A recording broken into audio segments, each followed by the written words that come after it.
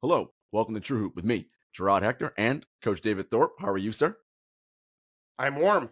Oh, it's warm down there today, huh? 80 and sunny. I was just on, we have a little sun deck in the back and on the phone. I mean, it would be cold, I think, next week. Cool anyway. Right. But we got a couple of days of air conditioning. Unfortunately, it's going to be hot and Well, humid today. we got a bit of a warm front up here as well. It's probably Nice. 47 today right now. Nice. Not bad. Yeah, I mean, Fine. and because of it was super cold right before, so there's just and there's a lot of moisture in there. It's just foggy. It looks like London out here right now. Yeah. Oh, It's wow. crazy. Yeah, weather weird. I got no complaints. um, David, I was thinking, we always talk about how at the halfway point, and we're a little bit past that now. A few games past that the players start needing a break, right? It's like, all right, and you talk to these guys all the time, and they're like, especially the young guys, they're all bouncing up. Yeah, super excited. Now it's less bouncing up and down and super excited. It's a little more muted now because, well, I've been playing a lot. And I feel like at the halfway point, everyone needs a break, right? Because people just go like owners, itchy trigger fingers. We got to fire coaches and do different things. GM's going, I don't know what's here. We got to trade people.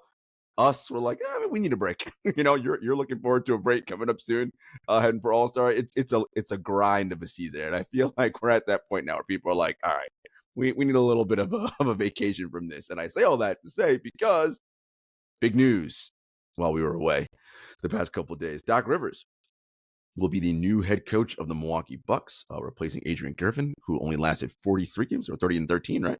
43 games. He's out. Doc is in. I don't have the parameters on the deal yet, but I assume it's a multi-year deal, as befitting someone of Doc's status and what he's done. So initially, when you heard the deal, well, forget about when you heard what that means. What does this mean for the Bucks now that Doc Rivers is in charge? Yeah. Nothing good. I don't understand. I don't. The Sixers is so much better after firing Doc Rivers. I don't know what they're doing. I absolutely could be wrong, and I've been a fan of Doc's in the past. I just don't. I don't know why they think, oh, he's now going to be able to be effective when he was really largely ineffective in Toronto In Philadelphia. in Mm-hmm. Philadelphia. Um, I don't understand it, Jarod. I don't want to be mean or cruel. There's so many bright young coaches out there. What happened with Adrian, we can only guess. We've heard different things here and there. Mm-hmm. And so maybe that's part of the issue is they don't want any more new coaches. Mm-hmm. Mm-hmm. But to think that he's going to be the steady hand midseason to guide this team after the money they're paying for Dame and Giannis and everything, I think it's much more likely they're ineffective or just disappointing than, hiring Doc was the answer. Mm-hmm. Mm-hmm. Hell, you should have just kept Bud. Yeah. So I thought so many things. First of all, and the ownership group of the Bucks, I don't think it's Mark Lazary anymore. It's Wes Edens, Jimmy Haslam, and a few other. I think Lazary is no longer part of it, but either way, I think you're right, but I don't know for sure. So they're gonna because whatever the buyout situation was with Bud or whatever's left in this deal, so they're paying Bud, they're paying Adrian, and now they're going to be paying Doc, right? So apparently, billionaires like to light money on fire. I mean, I know that's not true, but clearly in this case, I don't know. You're fine with setting money on fire, okay? You could argue they'll spend money when it builds up their rep. They don't want to build other people's rep Right, so right. much. They want to empower their employees and everything else. But if they can win more games and be able to stand tall at restaurants, then it's worth it, I guess, because it's nonsensical. You would think these are morons, but and I don't think they are. Right, but you would think so. World, running this team, morons. Yeah, I don't know what they're doing. And look, so Griffin gets the job, and he's a rookie head coach, studied under Nurse, the whole nine. And you always say, David, like just like players, he's not going to be as bad as he is. You got to give him time to get better. And a team, if your whole thing was we have championship aspirations, then it was wrong of you if you didn't think he was the guy initially. Why'd you hire him? Because he was Giannis, cheap. and Giannis said so. And Giannis probably really liked him. I definitely think that's the case now. I think Giannis was able to get rid of him. We talked about it on our show, I believe, when he went on in the rant that he went on. That was directed to the head coach, who I've heard mixed things about, mostly bad things, actually, not good things. But again, you're allowed to grow up. But one thing I'll say, that I thought about with Adrian. Last time I talked to Adrian, he was in high school, so he It's wouldn't been a remember. long time. But he was a 5-star player. He was very good. Um, uh, Sam Mitchell, I always thought was a delightful assistant coach. When he was on teams with players that I had as the assistant coach, they liked Sam. He was approachable and good spirits. And I don't know that he helped the team win or lose, but he wasn't a jerk. He would lose his mind as soon as he became head coach. He became cantankerous and angry and distrusting of everybody, media included. Yep. And I don't know that Adrian didn't change. Yeah. From being, it's hard. Yeah. It's hard to go from the first assistant to the head guy. And I understand that. But if you understand your business, which they don't, these guys running the Bucks, then you would recognize bringing someone in brand new. We have to just tell Giannis no, that you have to trust us on this. We'll give you sign off, but we've got to bring in someone who's done this before, because then we at least know what their personality is going to be. Right. And so they'll know who Doc's going to be. But I've seen nothing from Doc to make me think, oh, he'll. And I've talked to some people connected to Philly who I haven't asked them since this news came out, but they'll be laughing at the idea that he'll figure anything out. Who were 30-13, by the way. So maybe that's what they're thinking. Right. Maybe Doc just shut your mouth, be the man. Don't mean I say shut your mouth. Don't change anything. Talk to the press, charm everybody. The guys will figure out what they're doing. The assistant coaches know what they're doing. Maybe that's what they're saying. And he's a figurehead. But I don't think Doc wasn't a figure in Philly. He was trying to coach everybody up. Right. That didn't work out great. Oh, God, there's so many ways to go here, David. And I want to get to the Doc of it all in a minute. But, this is what you do. And you have such a different, and when I say different, like you have a more pragmatic and common sense approach to building relationships and, in coaching that sadly should be the norm, as is not the norm within the NBA. But what is it if you were advising these owners when they're looking for a head coach? What are the characteristics they should be looking for in their head man? Of course, X's and O knowledge, that's a given. But beyond that, what are the soft skills that they should be looking for in a head coach? When I've talked to GMs before about this, and they've asked me, I've always said the first thing I look at is an agile mind, and then capacity for working, capacity for learning. So an agile mind is the guy that can then play speed chess in a game. It's great if you're a long game form chess player. Also, for sure, your long-term strategy matters. But if you have great long-form strategy and can really build something, but the game itself presents a challenge, you just don't think quickly, well, then you probably should get into management or be happy to be the top assistant for your whole career. Because I think the agile mind, Ty Lue, might have the most agile mind in the game, more so than Spo even. He has more different starting lineups in many years than others have. He's not married to any certain identity. The game comes at you fast, and there's always a variable you didn't expect, whether it's foul trouble or injury or some dude can't miss from three that was 28% going into the game or whatever. The agile mind, it means necessarily there's no pride to it. This is going to sound silly, and I do not want a head NBA job. I've turned one down. I won't get offered a second time. My wife and I saw a show recently. It was a famous show from Broadway that was here. We left at intermission. No, and the people we were with, my brother and his wife, they stuck out a little while longer. Then they realized, what are we doing? It just wasn't good. It wasn't entertaining.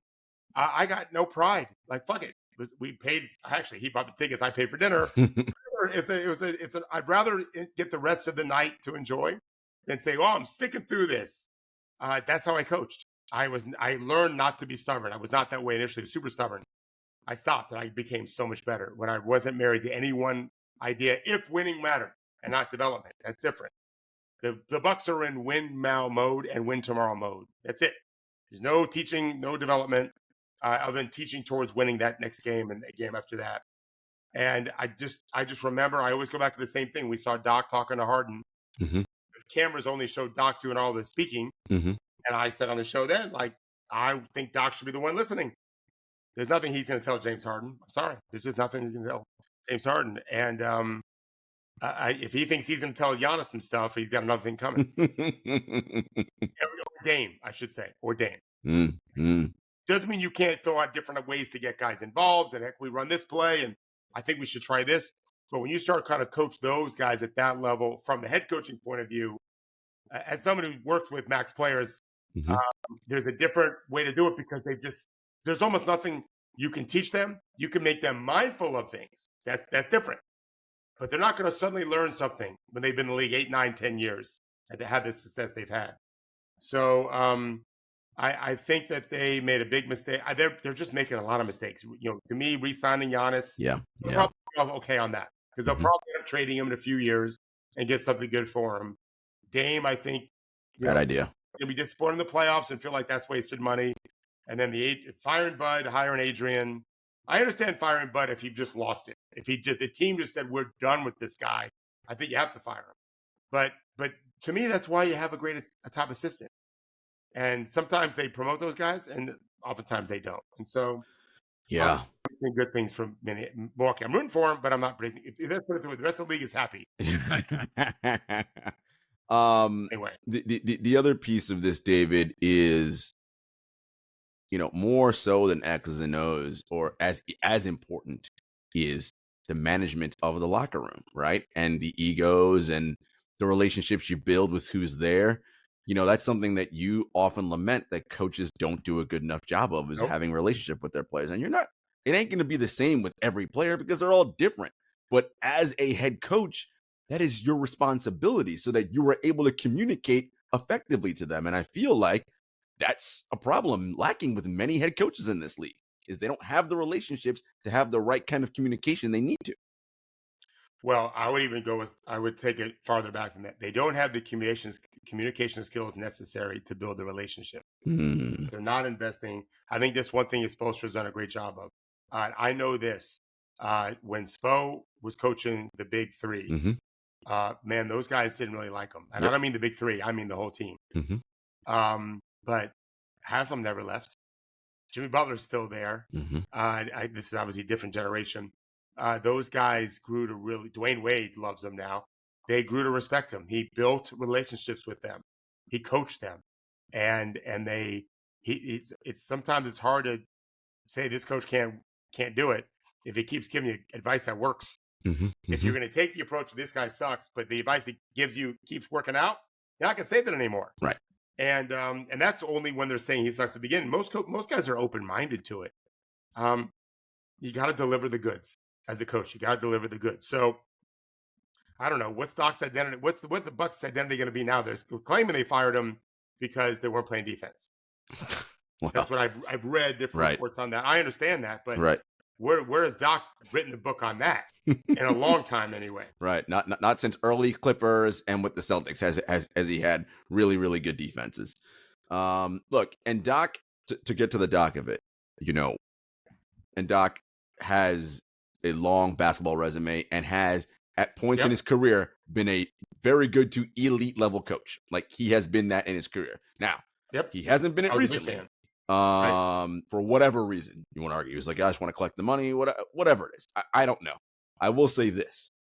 Doc will be, as you mentioned before, the perfect figurehead in the way that he will charm the media. Doc is really good at that. He is excellent at that. Press conferences. Oh, David, that's a good question. Like it's all the things. And guess what? That matters when you're on the beat, right? When the guy knows your name and it's not like, oh, cantankerous, it works, right? And he's funny. He'll tell jokes and do whatever. It will work, right? He will do that thing. And for the most part, Philly notwithstanding, superstar players tended to like Doc, right? He tended to be a player's coach. Now, will that happen in Milwaukee? I have no idea. We'll find out what happens here. We saw in the reporting, David, from Shams, which I didn't know, and I was like, oh my God, Doc was lurking since December. That the Bucks hired him as an informal consultant. And I feel like this is probably part of the reason why some coaches are bad, David, right? Is because they're insecure, right? There's only 30 of these jobs in the world. And so you're always worried about getting fired, right? And if I get fired, I'm never going to get an opportunity, whatever. There's so many guys who want it. Well, if Adrian had to see the writing on the wall, right? If the Bucks told him, yeah, we're going to have Doc be your informal consultant, he had to know, shit, gig's up. They're going to boot me any day now. And they did. I told you the story when I first sat down with David Blatt, summer it was in Vegas Summer League, and he had not coached the team. He was coaching the Summer League team, if I remember. But we had a late dinner in one of the casinos, like in Caesars or something, where people are around everywhere. And he told me who his staff was going to be, all people he chose. And I said, they didn't make you take anyone. And he's like, yeah, they made me take Ty Lue. I said, oh, yeah, he'll be the one that replaces you. He's like, really? I said, yeah, that's how it works. I said, plus he's LeBron's guy. So, yeah, it wasn't hard to figure that out. And I'm not, people trash David Blatt. He did a hell of a job. They won a lot of games. I feel like he's a good coach, like tactician-wise. X's and O's, I feel like he's very good. Incredible. Yeah, won 2 I don't know how he is at the soft people skill stuff. That part I don't know. Yeah, he has been. I mean, I know there was a story of a kid in Israel. You would know who the player was. He's American, who really struggled with everyone else, and David just kind of found a way into his heart and won a championship with him. But whatever. So I'll say this. I think that it's really hard to figure out what a good coach looks like. So one-loss record matters. Your resume matters. I don't think it's hard for me. And there's probably 100 people like me, maybe 200 people. It's a small number of people that have been around long enough to really understand, this guy's going to be very good. And it's not like I'm perfect because there's lots of people change. Sure. And that's hard to predict. I thought Dave Yeager was going to be an unbelievable coach. I recommended him strongly to Memphis. He started his career very well. And I don't think he handled success really well. Doesn't mean he can't be a great coach going forward. But he struggled to deal with the responsibility. Doc knows how to do all of that. But these billionaires have no idea. And many of these executives don't really know how to evaluate that kind of stuff. They just haven't been through the trenches their whole life. And so it's a murky science. I would argue it's more art than science. The science hasn't worked out great. I think because of it, it's a crapshoot no matter who you bring in. But when you're bringing in Doc, and he was such an abject failure in Philadelphia, in my opinion, I think it's naive to think that he'll figure this out now at the stage in his career. I doubt he is able to say, here's all the mistakes I made. I just don't think that's the approach he took. It's the approach that I would tell him to take if I was advising and do advise other people. Be honest, you have to recognize your mess ups to be able to avoid them going forward. And so because of it, Milwaukee is, I think, less likely to be great in the postseason than they were otherwise. And that's even with Adrian struggling some. Right. Because they had kind of figured some stuff out. And there's no reason to think they wouldn't get better with Dame and Giannis and Chris coming back a little bit more. And Brooke has gone off a little bit, I think. And so, like I said, Miami's happy. Pacers are happy. The Knicks are happy. Yep. Certainly Boston and Philly are happy. Yeah, in my opinion. Philly's got to be laughing about it. Yeah, no, for sure. Look, for me, we talked about this. I was with you that, move on from Giannis. I agree, even though Milwaukee fans wanted to kill us. Okay, you listened to Giannis and you brought Dame in. Okay, we don't think that's a great idea. I mean, look, I know what Dame is offensively, but you subbed out maybe the best guard on-ball defender and also just great defender, period, in Drew Holiday for Damian Lillard, who plays negative defense to none, right? So, yeah, you get way better offensively for sure, and someone can win you playoff games. We've seen it a million times. But someone who's going to get torched on the other end. And we've seen it all season long. David, they're in the 20s on defense. So for a lot of money. Unless, that defense magically somehow changes itself, I have zero hopes for this team in the postseason. But that's what we're getting. That's the whole point here, Jarod, right? Is Doc must have had them believing, I'm gonna get us to play defense. I think Philly played defense last year. I don't remember them being top 1 or 2 or 3. No, they were top 10, I think, defensively last year, if I'm not mistaken. And I don't know who was in charge of defense, but they haven't got past the second round. But it's not like Doc has a record of that, a history of that. Well, blowing 3-1 leads, and yeah. Right. I just, a lot of these coaches, listen, I want as many women or men of color to coach head coach as I do. I'm championing it for all the right reasons. It's way better for our players to have the whole talent pool be available and not just a bunch of pale-faced dudes. That being said, there's plenty of other guys that look a lot like Doc that are half his age and fucking work and grind and study and teach. And I don't care if they didn't play. I almost like that they didn't. I don't think you have to play in the – I know I didn't play past high school. and I'm helping my players just fine. Thank you. And they respect it. I know how they feel. I know how their agents feel. They see the difference in what I'm doing. Man, there's a whole bunch of dudes. I talk to a lot of these young guys all the time. I had an hour-long talk with a grad assistant yesterday. He's almost 40, but he decided, you know what? I'm not married. I've been coaching at different levels, but I want to really try to make it at the highest level in college. And so he took a GA job as double my son's age almost. And as a GA, making no money. Yeah. But delightful guy. And these guys are hungry. They'll work 20 hours a day. And head coach is not easy. It's not supposed to be easy. Yep. And so maybe, again, I don't think there's a 0% chance Doc can be the answer. But I don't think it's very 10% high. even. Yeah. 5, 6, 7% that he's really going to make a difference. Well, you say it all the time, right? Players will respect you if you help them get better, right? They don't care if you didn't play. But if you help them get 100%. better, then they're in, And let's not ignore this too. Unless Adrian was a psychopath and there was something going on that we don't know beyond the things I've heard, which is him just being abusive that's why Terry Stotts left. I'm sure it's been written about. I just got yelled at. I read the article, but I know from mutual friends. Mentor Adrian. Yeah. I was gonna say. He was people I talked to had a lot of respect for him as a man and as a coach. Give him time. I give the Lakers credit. I think Darvin Ham's terrible, but I don't know that he's going to be permanently terrible. I do think that there's a corner to turn. It's a really hard job. It's a really hard league, and you got to give guys a chance to figure it out before you quit. This ain't Europe. Yeah, they fire guys so fast over there. We should be more patient than we are, and unless he was doing something. Like just really being abusive, the stress getting to him kind of thing. For sure. And so I hate to West Unseld, I feel less bad about. Yeah, we'll get to West in a bit. No, look, Adrian, it is very rare that a first-time black head coach gets to coach a team that's very good, right? That's often not the case. And he had a potential number 1 seed type team with the talent they had, right? And to be fair, they were 30-13, right? They weren't bad. They had a good record. No, they were good, really good. 30-13 is really good. Right? That's a very good at the halfway point. You're threatening 60 wins, especially considering they had a rocky start. You're definitely that team could win 60 games. Right. So with these bad teams that we didn't expect, you could win 60 games. And now I think it's questionable. So I hope that, to David's point, he gets whatever the mentoring he needs and the training and the help and the skills he needs to get better at to succeed better in a job that we both admit is not easy. Very, very difficult. High stress level. Also, Doc, it wasn't like ESPN was paying you little money. Don't you like being on TV better? Who cares if you win or lose? You get to go home. I did think about that too. I remember I had a chance to join the media early. I was in my early 20s. I worked for UPI when I was in college. I was a writer and I'm a reporter, basically, covering Gator games.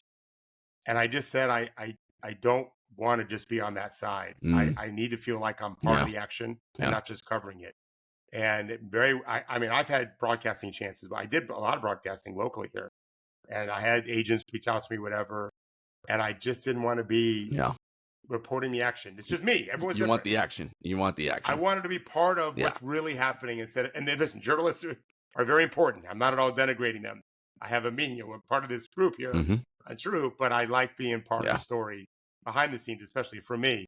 But maybe Doc was the same. Oh, Doc is a lifer. Doc is a lifer. He and they paid him a lot more money. Right. He's a basketball junkie. That's all. It just he wants to be in this league till he's 1,000 years old. That's just how some of these guys are. Okay, fine, whatever. He's seen Pop and Spo and Monty. He's like, I gotta get my cut. Yeah. So good for you guys. We'll see what happens. Milwaukee, pay attention. David, a trade that I thought was great that was made by the Miami Heat. They picked up Terry Rozier from the Charlotte Hornets, who's having a very good season, by the way. And they traded Kyle Lowry and a 2027 lottery-protected first-round pick. So if it does not convey, if it doesn't happen this year, or I'm sorry, in 27, then it'll be the 2028 pick unprotected. I think this is great for the Heat, even though they lost last night to an undermanned Grizzlies team. That gives them another added 3-level scoring punch, which they don't really have. I think Heat culture kind of works well for him. He seems like a guy who likes to be coached hard, and Spo will definitely do that. It's going to take some time, work out the kinks and all that. And that's always one of Miami's issues, right? In the playoffs especially. It's like, Where are they generating offense from? Where are they generating offense? Especially when Jimmy doesn't play, which happens a lot. So I think it was a good pickup for them. Well, I mean, it's in a vacuum. Yeah, they didn't really give up any. Cal Mm-hmm. wasn't really helping Right. them. He'd fallen out of the rotation. The pick doesn't. They don't, Right. Jimmy and Bam Who don't knows care what's about going to that happen? pick. Yeah. I don't think it's a great addition. I think it's good. I think they have got. He Other definitely. issues. I love Terry Rozier. He's very hard to guard. Mm-hmm. I don't love their. I think the team's a little selfish. I think Mm. I don't like him and Hero together. I Oh, think they yeah. should trade Tyler Hero now. Terry's very duplicative in a sense. Yeah. He's had great seasons of shooting. He's not having a great shooting year this year. And he's playing with a hell of a passer on LaMelo, but a bad team, bad situation. So he'll be happy, I think, playing for a likely playoff team. But I still think they've got more work to do. I don't think they lost again last night, as you said, to Memphis. Jimmy's just been out to lunch a little bit. He's got to be All-Star Jimmy, and he hasn't been. He's got to be postseason Jimmy, playoff Jimmy. But I don't know what his nickname is, but something along those lines. Basically, playoff Jimmy. Yeah, playoff Jimmy. He's not playoff Jimmy, and I think they really. I can't guarantee you, but I can strongly guess that Spo is saying to him privately or publicly, "We need playoff Jimmy now." Mm-hmm. They've lost like 4 straight, Yep. whatever. Like we're in a little trouble. But yeah, in the postseason, he becomes a nice guy to get him a shot when they can't get a shot. But I think that they need more connectors, more passers. They don't really have that. Jimmy's the one that does that. And he's not really engaged in that. So I think they need. They would have loved Drew Holiday. That would have been really good for them. It was a prospect they had who seemed like could be a connector type. I could be wrong though, and I haven't watched a ton of the Heat lately. But Nikola Jovic, have they? He started with 5 once recently. He's not that player. Okay. I really like Jamal Cain, who's a very athletic too. I think he's a 2-way player for them. I don't remember if they converted him or not, but they're those guys are young. Yeah, and they like Jaime Jaquez. Yes, they more do. of that. He's kind of a glue guy, but I just don't think that outside of Bam really and Jimmy when he's playing, they don't share the ball the way I want them to share the ball. And because of it, I think their offense gets them in trouble. I don't think it's a top 18 offense. I haven't looked. See, Miami 19, Heat 2021. They are 21st on offense. There we go. Like I said, 2021. That's about what they look like. Terry will help, but not in a connector way. Yeah, I don't think Boston and Philly are worried about them either right now. Now, that may be to their detriment from what we've seen Miami do before. Yes. We've seen this movie play before. We have. So it's like picking against Cleveland in LeBron's third, fourth, and fifth year. Third and fourth year anyway. Right. No, I've learned my lesson. Yeah, I'm not putting on Miami yet, but I feel they have moves left to do. So they need more connectors, in your opinion, just more so they can help move the ball better. Yeah. All right, we'll see. I mean, the trade deadline's not here yet. We'll see soon, though. We'll see what they do in the coming weeks. All right, guys, we'll be back after a brief commercial break. All right, David, we wanted to do something a little bit different. So many things happening in the NBA, and you watch the games and pay attention to things so much differently than how other people do. Which, by the way, all you Troop subscribers should know. Henry and David had a article come out yesterday. What happens if you miss the game? It's basically how they watch the game, or pay attention to what happens in a game they don't see. Because and David watches more games than anybody with his 7 screens, and he can't watch every game, right? He'll miss some. So, but if he has to go see a game, it's a great step-by-step tool that he uses. I've been lucky because he's been telling me about that for years that I've been working here. So that's what I do when I can't watch every game, and it's really helpful. I can't watch it as fast. I have to watch it on 1/8 speed because I certainly don't process what's happening fast, but it works and it's really cool, and you can see what's happening. So I want to do rapid fire, David. Not necessarily you only have 30 seconds, but we'll dive into some topics. Not go long like we usually do, but what are your thoughts? What are you seeing? All right, the Lakers won the in-season tournament. Super happy. Woo! 8-14 since, and they just look like AD's still playing well, but everything's dipping. Everything is just if you look at like a graph, it's just everything's steadily declining down.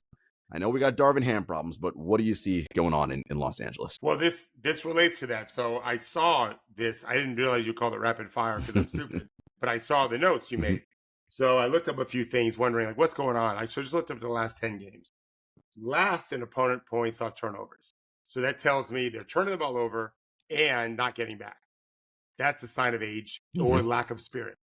Like, fuck it. Like when you watch a young guy Yeah. who's got a lot of spirit, when his team turns it over, whether he does or not, he's They racing back. race. Yeah. Like, he may not make a play, but he's racing back. They are 26 in opponents' fast break points. Those things go hand in hand. Mhm. Team gets a rebound, they're just not racing back with urgency. That's a lack of spirit, more so probably than a lack of organization or strategy, I would guess. And they're 28th in second chance points. That's a hustle play. Mm. These are all connected to spirit, drive, effort, get after it. So that's an issue. And LeBron's having a hell of a year. He is. AD's having a hell of a year.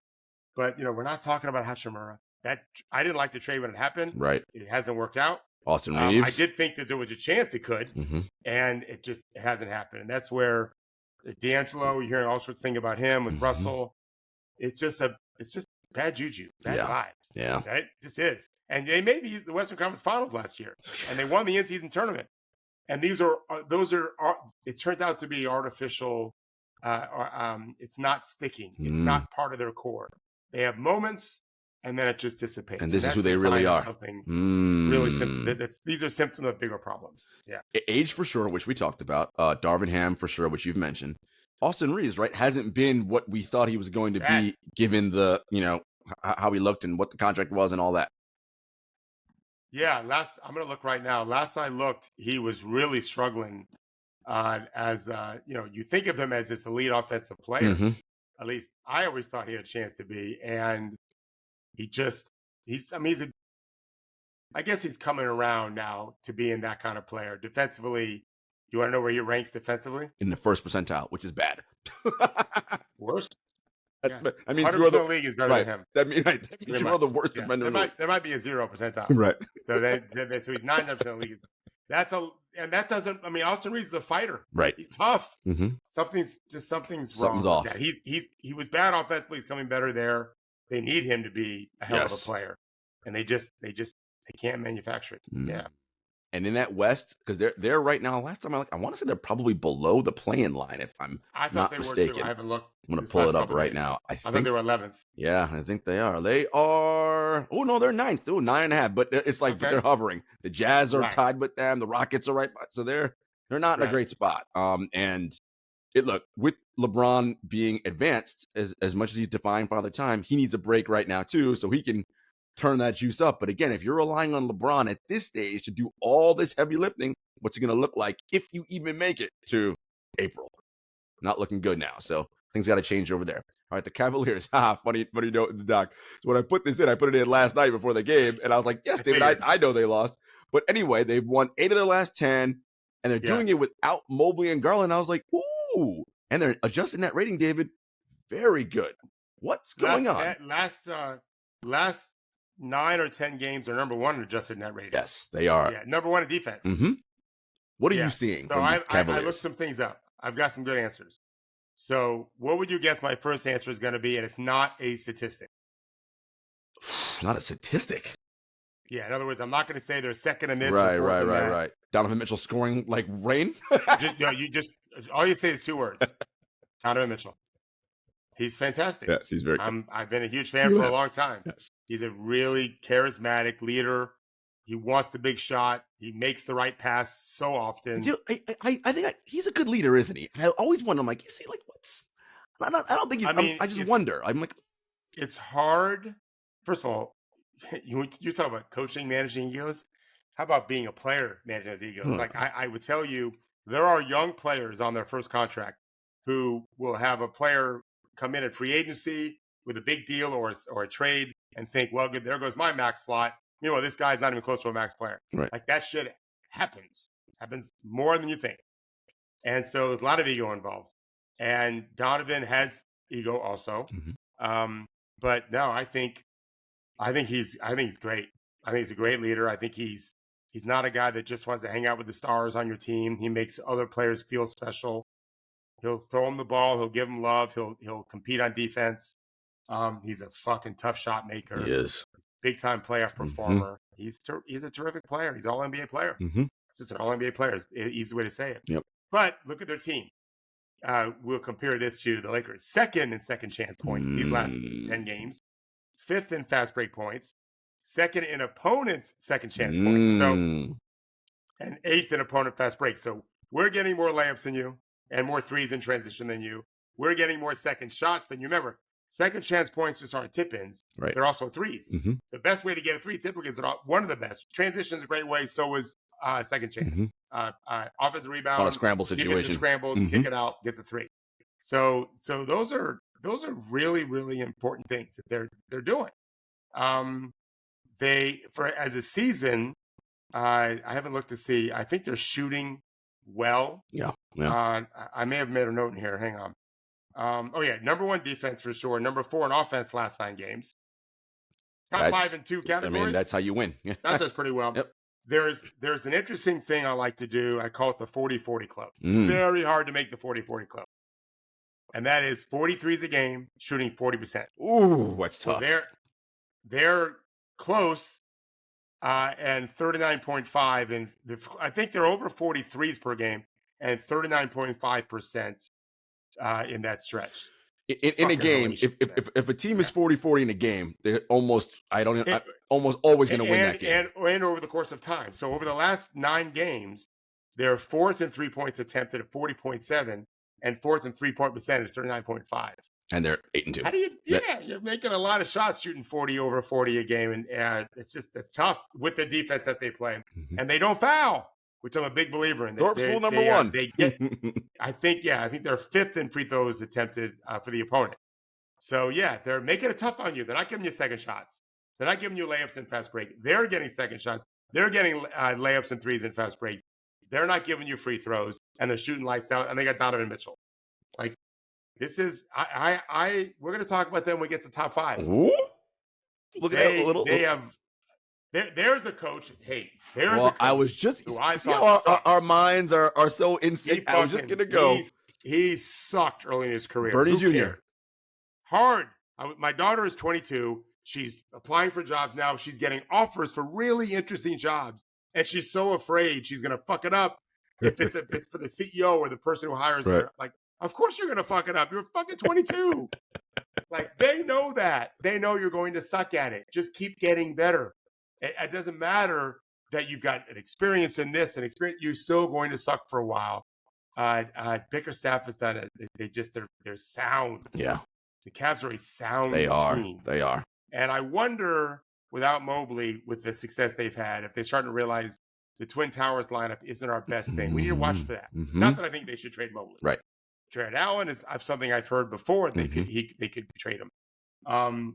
But they're not going to be a fun team to play in the postseason with Donovan and the way they defend and the way they're shooting with. And we knew getting Max Strus and Niang huge. Would make them give them some toughness, shooting for sure. And that loss to the Knicks last year in the playoffs, I think, is like, stings. And they're like, okay, we got some work to do. I like it. I like what I'm seeing there. All right. This is one of your favorite topics. After the Wolves-Hornets game this week, the NBA officials said they missed 10 calls late in that game. 10! David, and in our, you guys know, we have our True Hoop group chat. At least once a week, David's got something in there about what, and he's like, I don't know what refs are calling. I have no idea what's happening in this game. David, what is happening with these officials? Well, I did not watch that game, but my heart got broken, as I wrote to you guys. Pacers versus Nuggets. And I have I don't care what teams win or loss. Right. I'm really evaluating all the time. And Jokic fouls, I just forgot who. No, it was Jokic on offense. And he fouls Ben Shepherd. He screens. Ben Shepherd's a rookie for the Pacers that was in a game in crunch time. He screens and rolls right into Shepherd, who went under the screen. We probably shouldn't have done that, but he went under the screen against Murray. And I just watched a million games. When you screen and roll into the guard, offensive foul. It's just automatic. They call it all the time. And as soon as it happened, I tested you guys. You did? Because Jokic right away said, no, Shepherd put his arm and used his arm, which he did. But that was after the illegal screen happened. And I texted you guys because it was going to review. And I predicted they were going to change it because Jokic. 2-time MVP. And that broke my heart. And they did. And then literally they said, Shepherd's arm reached around. Who gives a fuck? Right. The roll with the illegal screen. What he did afterwards was secondary. And I felt so sick that I knew they were going to change it because of who it was. Because if that was Jamal Murray on defense and Miles Turner on offense, I don't think Miles Turner gets that call. I think it is all over the place. You can't roll into the guard when he goes under. You can't do it. And I'm just really, because of I blame Henry. Because of what I know about private equity money and oligarchs and billionaires and all of that, I'm worried they're going to turn our league into the WWE, script everything out. And I don't want that. I don't want that. I want these referees to be, I coached a referee who's in the NBA. He's great. I love him. Great person, great man. I trust him totally. But if you want to corrupt the league, you don't need all of them. It's true. Just one. You don't need all of them. And so I am not suggesting that's the case. I'm just telling you, I'm open-minded to anything right now. I'm not happy with what I'm seeing. With I just don't know. It's not only when they call it live; it's when they go to review. But to miss 10 calls, that's fucked up. I mean, it's literally admitting we are terrible at our job. Which right. And we like the transparency of knowing we fucked up. But the whole point of having a million cameras and all that is for you to not fuck up and get it right. Look, it's always been the case in the NBA that stars get preferential treatment. We know this. This has been since I started watching the NBA. I know it. Like, what was a foul on Larry Bird was not a foul on, I don't know, insert bench player 8. It just wasn't. That's just how the game worked. And Jerry Seasting. Right, here we go. Seasting. Perfect name. And but we understood that, right, David? Okay, fine. That's what you do. Has it seemingly gotten more egregious to you over time? Like, now it's just real bad. I mean, I do think they call fouls on stars. I don't think they call them as often. The same. I don't think there's an equal level of when this action happens, it's a foul no matter who did it or no matter who you're doing it to. I don't think it's equal. Yeah. And I think it's worse than I ever remember. I don't complain about refs very much. I don't watch games and think, the referees, fuck this. It's not. Coaches don't think that way. Right. But that's what I'm seeing. And again, I might be watching a player and thinking, I really want this player to do well. But if he fouls, and I get mad at him for fouling. I just am trying to call balls and strikes. Yeah. And I don't think they are. That's my real concern is I don't see enough of the accurate balls and strikes being called. I mean, one of my pet peeves with it is when an action happens and the ref doesn't see it, but then calls the foul because of the outcome. That drives me bananas. I'm like, but you didn't see it. Just because whoever missed the shot or fell to the ground doesn't mean they were fouled. Like, and that's, if you didn't see it, don't call what you don't see. That's what I always say. Call what you see. And I don't mind the delayed call. I hear announcers all the time. They hate the delayed call. Mm-hmm. I don't mind the delayed call if it's the accurate call. I mind it when you're waiting on the consequences to decide if you're unbelievable. Correct. So if you call it, and because the ball went out and you saw contact, I have a problem with that. If it's a foul, it's a foul. I don't care what happened to the shot.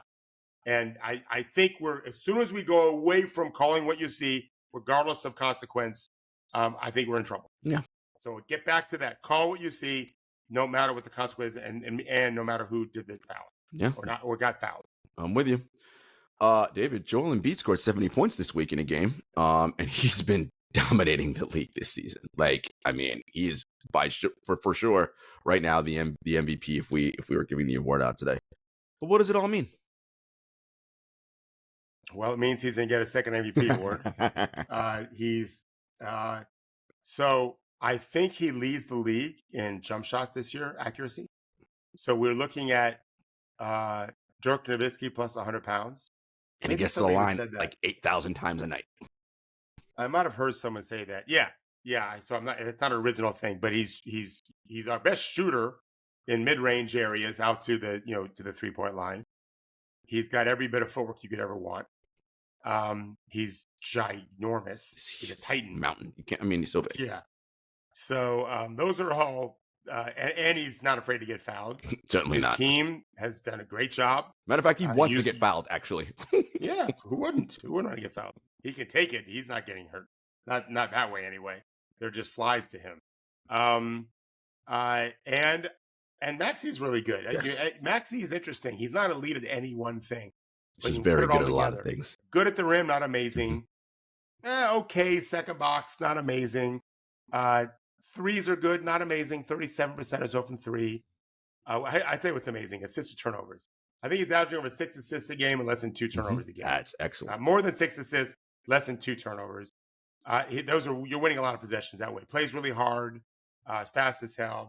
Yeah, they've got a nice little vibe to them, and I don't know that Daryl's going to stand pat. Yeah, I don't know that Daryl's going to stand pat. Normally he doesn't. So you think there's something else there, and but the big thing is he just keeps getting better, Yeah, and which I is love scary. that. Players, the average person thinks you're done growing as a player 23, 24, 25, 26. No, how old is Embiid now? 28, 29? And he's having his best season. I love that. Like, we don't have to peak at 25. We shouldn't. Yeah, We right. shouldn't. You can still move really well at that age and think 29. better than ever. Yeah. 29, yeah. Fantastic. No, it's great. Look, I've said all the things. I was at the Nets game the other night and was in the media room when the MB conversation started. But the consensus is pretty much the same. Yeah, we know what he can do, but playoffs. This is what we want to see now, because there were built-in excuses every year prior to. It was Ben's fault. It was Doc's fault. It was always something. Kawhi's 17 bounces. Okay, great. I feel like we're out of excuses now, right? Like, unless he gets injured, which some people might hold that against him if that happens. But Yeah. barring that, he's got to deliver now. They got to get to a conference finals or beyond. Look, it'll be tough. Boston's better than them. They're just better. Right. But we'll see. So let me finish with this. I value what you're saying and understand that people are saying that. Mhm. But I want to be on the record. I don't care. Yeah, you don't care. Yeah. I don't care. They're over 82 games. This man is giving his fans, not just in the city, but the Joel Embiid fans, a lot to be excited about. They're going to win a bunch of games as long as he's there. He's helping other players make money. Max is going to get paid. Oh yeah, probably anyway. By Philly. Doc Rivers was their coach. Maybe it's his fault. Maybe Nurse will fail. Maybe Embiid will suck in the playoffs. He has not been great before. correct. But I'm not going to hold that against Karl Malone. Was awfully damn good for a long time, and he earned everything he got. I don't care that it's not happening so far in the postseason as well. He's not a guard. I really think that matters. It's harder than a big man. Primary ball handlers have more of an impact. They do. They can do more things. Embiid is back to the basket, get doubled, whatever. Seems to have improved on there. I haven't looked at his data recently, but I think he's improved. Passing on double seems gotten better, yeah. Much better, yeah. Players have told me that he's much more effective that way. I know this. He's maximizing his talent. It's hard to argue he's not. Now, that being said, Jokic is also a joke. The Joker's a joke. He makes that three the other night against Indiana. Great game, by the way. Pacers Nuggets, a great game. And Jokic, he was just incredible. And he makes a three at the end of the first half. He makes three at the end of the game, the kind of end of the game, because it was a one possession game. And he's phenomenal. And so I don't wish for anything, but maybe a previous version of myself would think Jokic versus Embiid in the finals would be fucking sweet. Well, and again, because you and I don't think this way, but that's what fuels those 24/7 talk shows and all that conversation.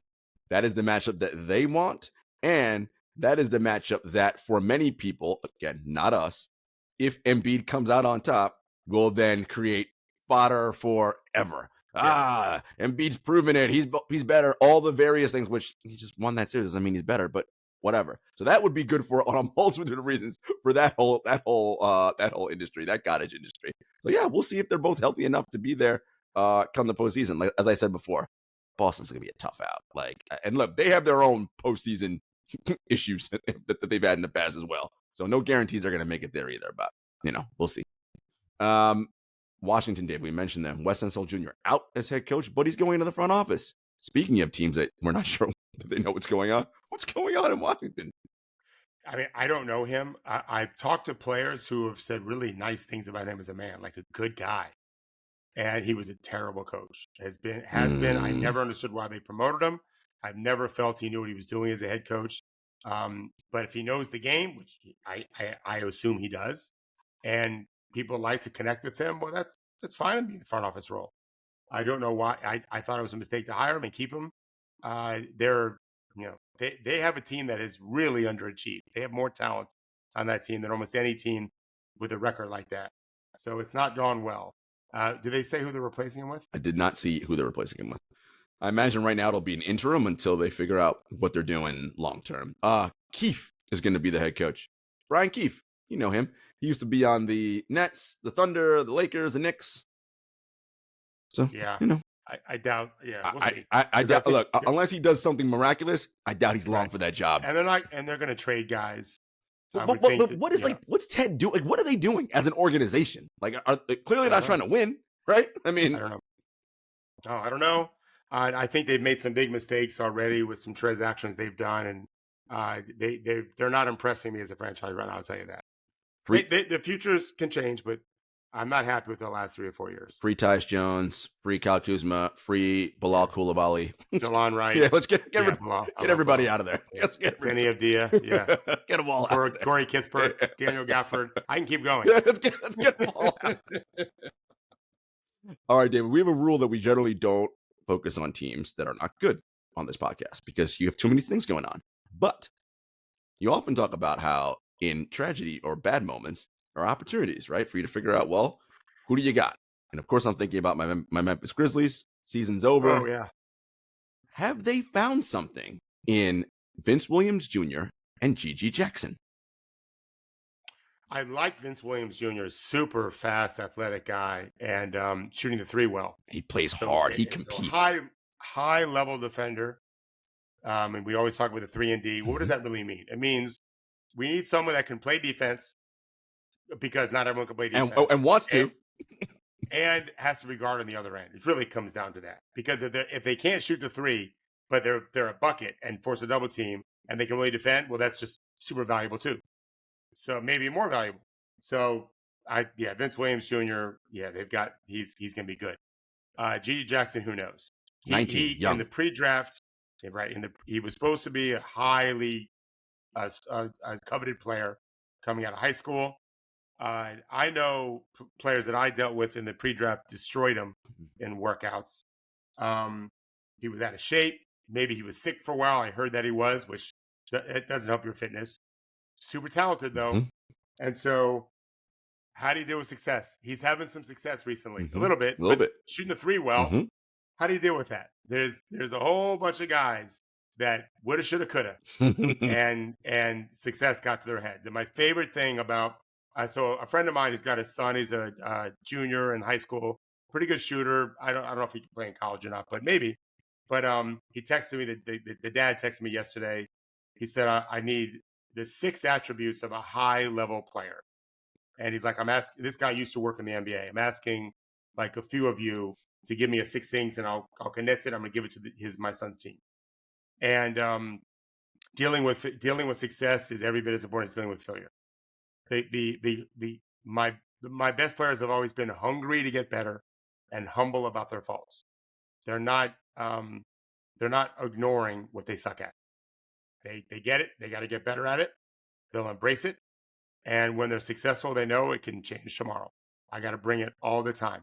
I have to work every morning. I have to work every night. All these kinds of things matter. An agent told me he was talking to a team executive the other day, and the whole team went out to party together one night in a warm weather town. And the executive was really happy because their team was together. Like more than half the team was all together. And then they told me a young player that I know left early just to get some rest. That's good to hear. Like that. Like you can't have FOMO. You can't be fear of being left out, right? You got to get your rest. And when you're struggling, you got to get your rest. When you're doing well, you got to get your rest and realize it could be gone tomorrow. Yep. And so Gigi, we have no idea. He's got a lot of talent. Super talented kid. This is the benefit of being the Grizzlies right now is they get a chance to play these guys. And now let's see how they do. And then let's not mess up.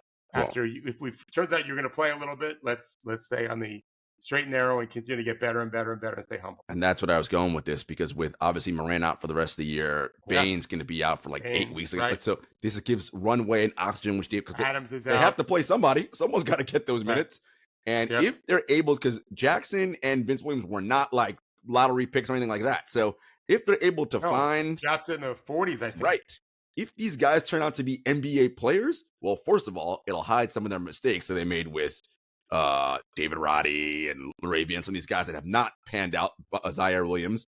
And if these guys pan out at the place they were ranked, you know what that means. They're not going to get paid a ton because of where they were drafted. That helps the team long term. So we'll see. They're going to get playing time, and clearly they seem to be as a team okay with Taylor Jenkins. Everyone's like, oh, is he going to get fired?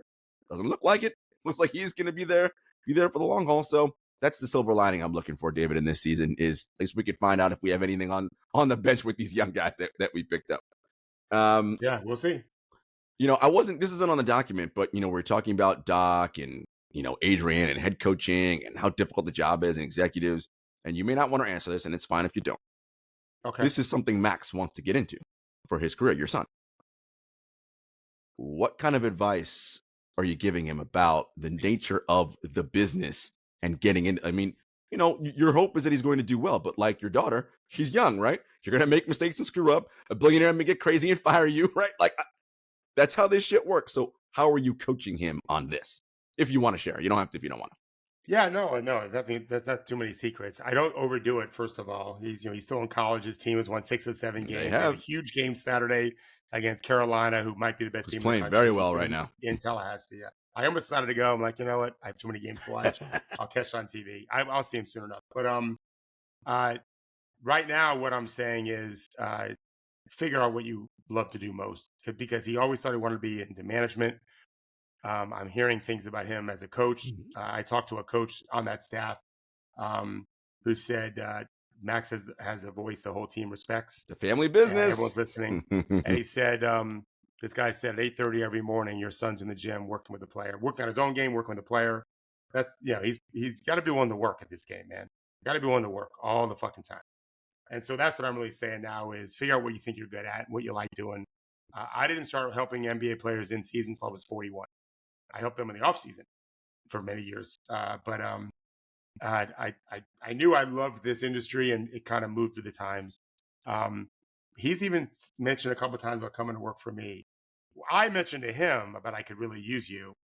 And he was like, that'd be a dream. And my knees buckled. And he wasn't saying it. My son does not say stuff to make me happy.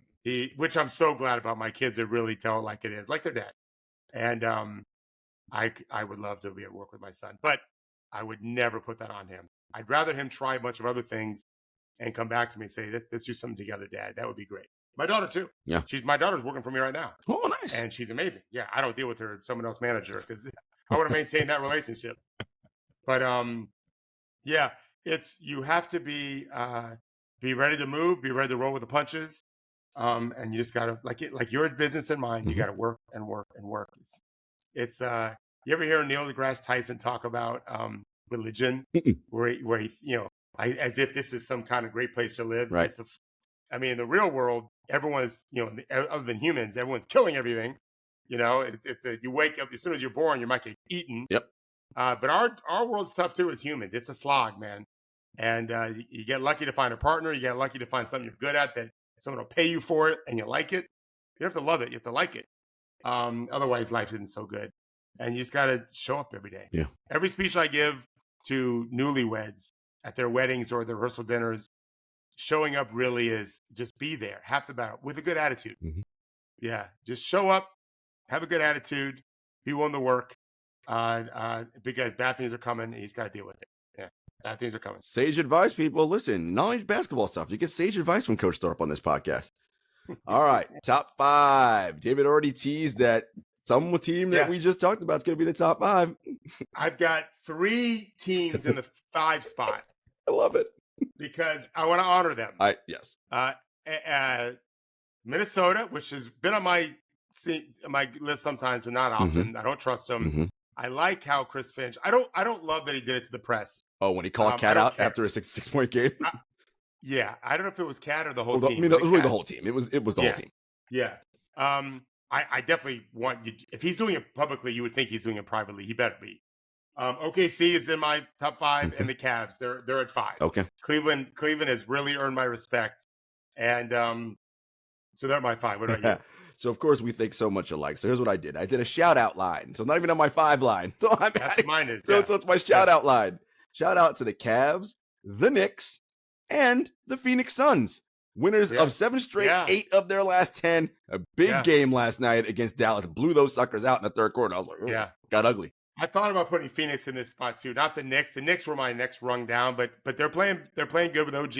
I was at that game in Yeah, Brooklyn on Tuesday, and that was Jalen Brunson yeah, late and Randall. They were yeah. good. He's tough. Yeah. Phoenix. Yeah, you're right. Phoenix. Okay. My number 4 are the world champs. They just steady as she goes. Their starting five is amazing. Jokic is incredible. They definitely connect really well. The starting five. The bench worries me. So, of course, those 3 teams I mentioned, that was my shout-out team. They're not even on my 5 line. My 5 line are the Clippers. Number 4, Denver Nuggets.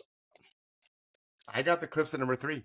Number 3, listen, I talked about them. We talked about them. You know I want to see what they do in the postseason, but I cannot deny what they're doing regular season right now. Philadelphia 76ers.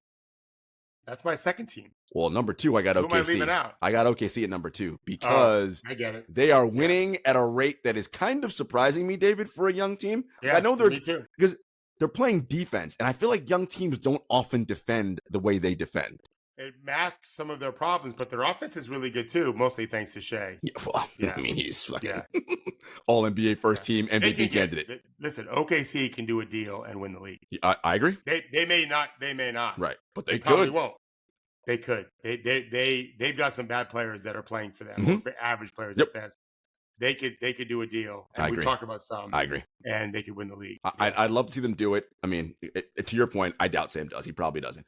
And of course, we both have the Celtics at number 1 because they're still The best team. beating everybody's brains out and doing what they do. I got NBA players telling me, man, Boston's at another level. Like they really respect Boston. Yeah. We talk about all the time the collective pain you got to go through and all that. Like, and it seems like Tatum and Brown are like old, and they're not. It's just that Tatum came in the league at 19, right? He's not old. He's young still. We just barely remember that they made the conference finals when Tatum was a rookie. Correct. But they with Terry Rozier. Right. Back in the news. But they've been through collective pain, David. That core unit. I feel like all they've had. If you look at only the postseason, all they've had is collective pain. Yes. They never won a championship. Yeah. Yeah. They have lots of it. They have tubes of it. So I put think it on their bodies. They have. I think they got that. It's really just about, are they healthy come the postseason?